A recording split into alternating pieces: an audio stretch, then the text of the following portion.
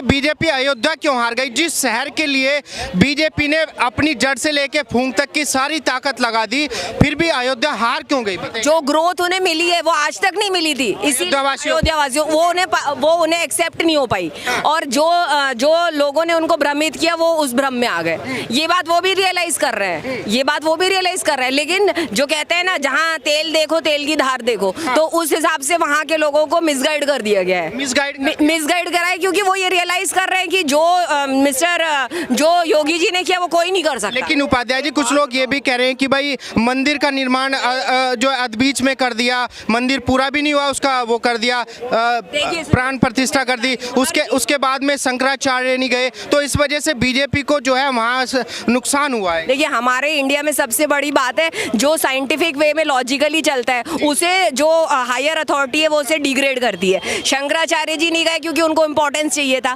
पर मोदी जी ने हर काम नक्षत्र के हिसाब से किया है। जो स्कल्पचर बनाई गई, वो जो स्कल्पचर जिसने बनाई है वो उसमें माहिर है। हर काम उन्होंने सोच समझ के और जिसको कहते हैं ना तिथि के हिसाब से किया है, और पूरा देश उसके वाइब्रेशंस को महसूस कर सका। हर हिंदुस्तानी को, हर भारतीय को इस बात का गर्व है कि राम मंदिर बना है। लेकिन विपक्ष के लोग तो कह रहे हैं कि राम जी ने खुद बीजेपी को सजा दिया, अयोध्या हरा के, ये उनके मुंह पे तमाचा मारा है श्री राम ने।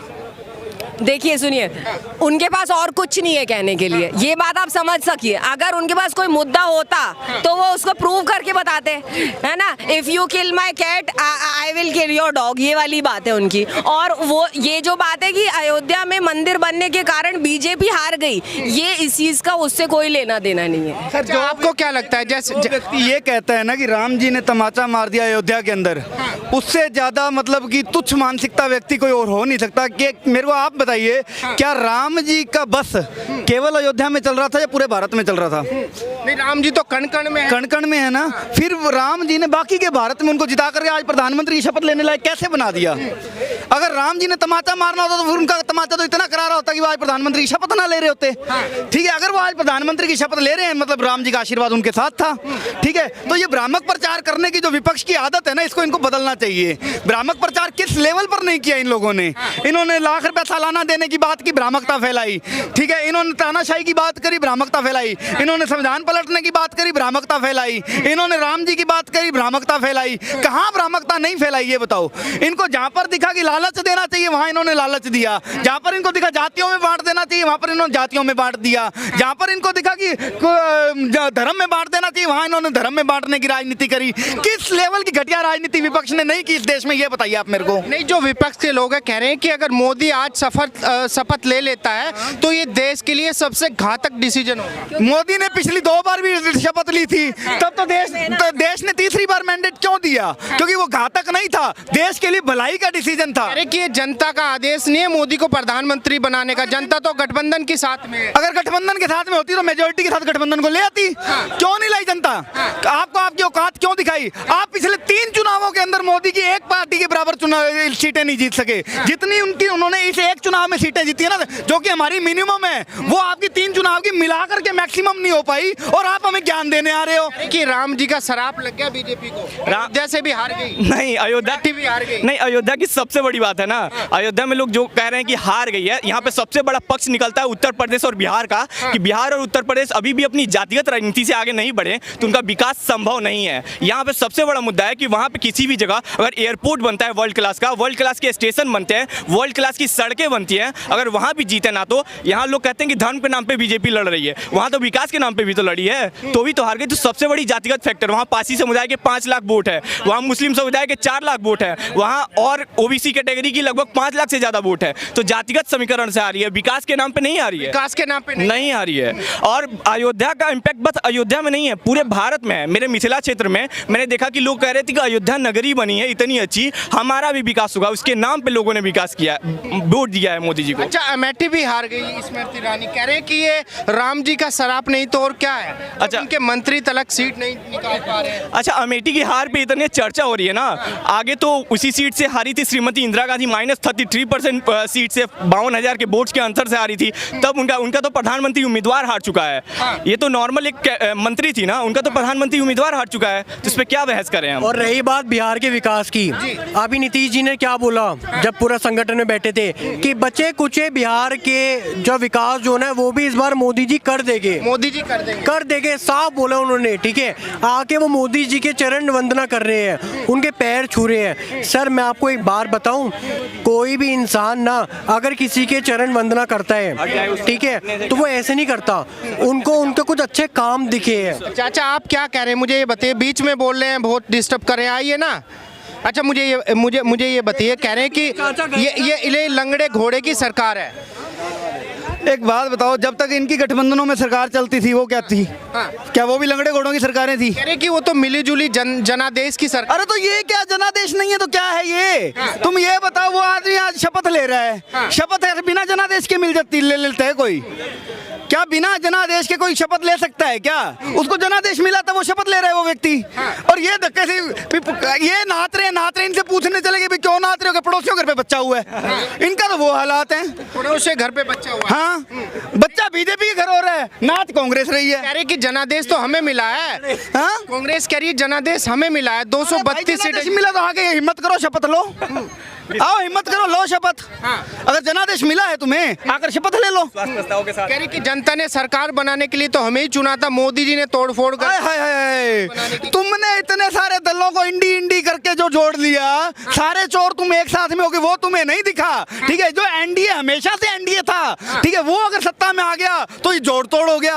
अरे कहाँ की कैलकुलेशन सीख के आए हो भाई? कह रहे कि जनता नहीं चाहती मोदी प्रधानमंत्री बने तीसरी बार। अगर जनता नहीं चाहती तो इतनी सीटें तुम तीन चुनावों में इतनी सीटें नहीं ला सके, ठीक है? और हम एक चुनाव में उतनी सीटें लेकर के आ रहे हैं। हमारा मिनिमम तुम्हारा मैक्सिमम है, ठीक है? और तुम कह रहे जनता नहीं चाहती। अरे अच्छी भोली बात करते हो यार। तो राहुल गांधी की हालत पता क्या हो रखी है? ये उस दिल टूटे आशिक की तरह हो रखा है इस टाइम पे, जिसकी महबूबा को कोई ब्याह करके ले गया, लेकिन ये अभी भी उस मोड में, डिनाइल मोड में जी रहा है। नहीं वो आएगी, वो मेरी है, वो लौट कर आएगी, ठीक है? अरे वो नहीं आ रही, उसको ब्याह के ले गया मोदी, ठीक है? और सुनो, इस ब्याह का रिजल्ट आने वाले 6 महीने मिल जाएगा। जब वही पीओ के आएगा ना, तो इसी ब्याह के बच्चे तुम्हें मामू मामू करते नजर आएंगे। राहुल गांधी क्या बात करते हो आप, ठीक है? कह रहे कि मैं लिख के देता हूँ, ये सरकार महीना भर नहीं टिकने वाली। ये सरकार तो 5 साल चलेगी, ठीक है? और बात रही आपकी, ठीक है, आपका बैंकों की टिकट जरूर हो गई, राहुल गांधी की बैंकों की टिकट हो गई है। और सुनो एक बात,